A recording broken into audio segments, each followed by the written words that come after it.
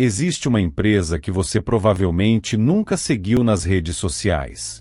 Ela não fabrica carros, não vende celulares e não estampa seu nome em propagandas de TV. Mesmo assim, está presente em bancos, indústrias, tecnologia, energia, alimentos e até governos. Você acorda, usa serviços, consome produtos e depende de estruturas que, direta ou indiretamente, passam por ela. E ainda assim, quase ninguém fala sobre isso. Hoje, você vai entender como a BlackRock se tornou sinônimo de poder invisível. Uma empresa sem eleições, sem bandeira política e sem rosto público, mas com influência suficiente para mudar os rumos da economia global sem precisar aparecer. Ela não construiu um império da noite para o dia, mas sim tijolo por tijolo, decisão por decisão, em silêncio, longe dos holofotes. E é nesse silêncio que mora sua maior força. Prepare-se, porque a história que vou contar hoje não é sobre uma empresa qualquer. É sobre a arquitetura do poder no século XXI, um poder que opera nas sombras e afeta sua vida de maneiras que você nem imagina. Vamos voltar para o final dos anos 1980. O mundo vivia uma era de otimismo financeiro, com mercados em crescimento acelerado. Wall Street era um campo de batalha onde grandes bancos de investimento disputavam clientes com produtos cada vez mais complexos e arriscados. A mentalidade era de crescimento a qualquer custo. Foi nesse cenário que um pequeno grupo de financistas, liderado por Larry Fink, decidiu criar algo diferente. Eles fundaram a BlackRock com uma proposta que, na época, parecia quase monótona: entender, calcular e controlar riscos. Enquanto os concorrentes focavam em criar novos produtos financeiros para o público, a BlackRock se especializou em ajudar grandes instituições a protegerem seu patrimônio.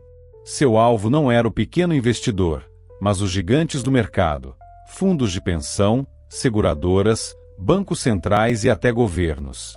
A ideia era simples: antes de pensar em ganhar, é preciso garantir que você não vai perder. Eles desenvolveram um sistema de análise de risco sofisticado, chamado Aladdin, que se tornaria o cérebro da empresa. Esse sistema não apenas analisava ativos, mas simulava crises, testava cenários extremos e calculava probabilidades que ninguém mais conseguia enxergar. Esse foco técnico e discreto fez toda a diferença. Pouco a pouco, a reputação da BlackRock cresceu. Instituições que administravam bilhões, e depois trilhões, começaram a confiar na sua capacidade de navegar por mercados turbulentos. A BlackRock não cresceu rápido, ela cresceu de forma sólida e estratégica. Sem alarde, sem propaganda, apenas com resultados e uma reputação de ser a empresa mais inteligente da sala. Ela se posicionou não como mais um jogador no cassino global, mas como gerente do cassino, aquele que entende as regras melhor do que ninguém. E essa estratégia, construída ao longo de décadas, foi a base para o poder imenso que ela acumularia. Com o passar dos anos, o que era uma proposta de nicho se transformou em um fenômeno global. O volume de dinheiro sob a administração da BlackRock explodiu de bilhões para trilhões de dólares. Para você ter uma ideia, hoje ela gerencia um valor maior que o produto interno bruto de quase todos os países do mundo, com exceção dos Estados Unidos e da China. Mas o que isso significa na prática? Significa que a BlackRock, através dos vários fundos que administra em nome de milhões de investidores, se tornou uma das maiores acionistas em milhares de empresas ao redor do mundo. Pense nas gigantes da tecnologia que definem nosso dia a dia. Pense nas maiores empresas de petróleo e energia que movem a economia. Pense nos bancos que financiam o sistema, nas indústrias de alimentos que nos abastecem, nas farmacêuticas que produzem nossos medicamentos. A BlackRock está lá. Não como uma dona tradicional, que dá ordens diretas na gestão do dia a dia. Seu poder é mais sutil. Como uma grande acionista, ela tem direito a voto nas assembleias corporativas. E esses votos decidem questões cruciais. Quem fará parte do conselho de administração? Quais estratégias de longo prazo serão adotadas? Como a empresa vai lidar com questões ambientais e sociais? Quando uma única entidade tem poder de voto em centenas de empresas que, em tese, são concorrentes, as linhas começam a ficar borradas. O que acontece quando a mesma gestora é acionista relevante na Apple e na Microsoft, na Coca-Cola e na Pepsi, em bancos rivais? Ela não precisa dar ordens para influenciar. Suas decisões de investimento, seus votos e até mesmo suas recomendações públicas sobre governança corporativa enviam sinais poderosos para todo o mercado. O poder não está em controlar uma empresa, mas em influenciar todo um ecossistema. E é exatamente isso que a BlackRock faz, operando em uma escala que nenhum outro gestor de ativos jamais alcançou.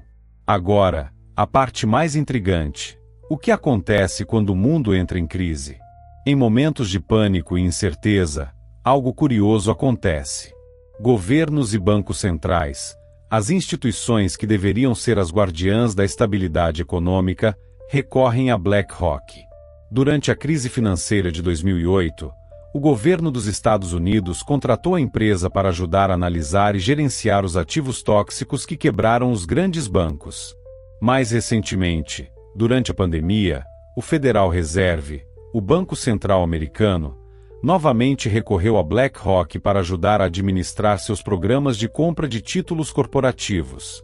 Países endividados buscam seu auxílio técnico para reestruturar suas finanças.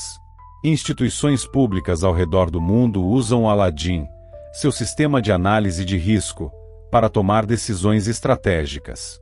Ao mesmo tempo, vemos um fenômeno conhecido como porta giratória. Executivos de alto escalão da BlackRock assumem cargos importantes em governos, e ex-autoridades governamentais são contratadas pela BlackRock. Essa troca de talentos entre o setor público e a maior gestora de ativos do mundo levanta questões fundamentais. É aqui que as críticas se intensificam. Quem fiscaliza uma empresa que aconselha governo sobre políticas econômicas, enquanto administra trilhões de dólares que são diretamente afetados por essas mesmas políticas? Existe um conflito de interesses quando a mesma entidade ajuda a desenhar o resgate de um setor e, ao mesmo tempo, é uma grande investidora nas empresas desse setor? Quando uma empresa privada se torna tão grande e tão interligada ao Estado, a ponto de ser considerada grande demais para quebrar e essencial para a estabilidade do sistema, quem estabelece os limites? Essas não são perguntas simples, e as respostas definem a relação entre poder público e privado no nosso tempo. Vivemos numa era de instabilidade constante. Crises financeiras, tensões geopolíticas, desafios climáticos e transformações tecnológicas rápidas. Em cada uma dessas frentes, as decisões econômicas são cruciais e moldam o futuro de países inteiros, de comunidades e de cada um de nós. E é nesse cenário que a influência silenciosa da BlackRock se torna mais evidente. Ela não governa oficialmente, não tem um exército nem aprova leis.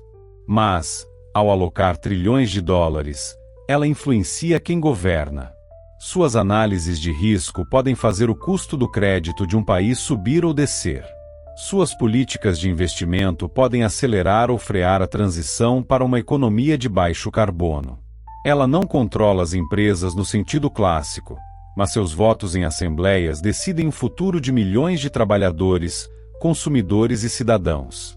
Quando a BlackRock sinaliza que passará a priorizar empresas com boas práticas ambientais, sociais e de governança, o chamado ESG, todo mundo corporativo se move para se adaptar. Não porque uma lei foi aprovada, mas porque o maior investidor do mundo indicou uma nova direção. O poder hoje não precisa mais de um palanque, de um discurso inflamado ou de uma campanha eleitoral.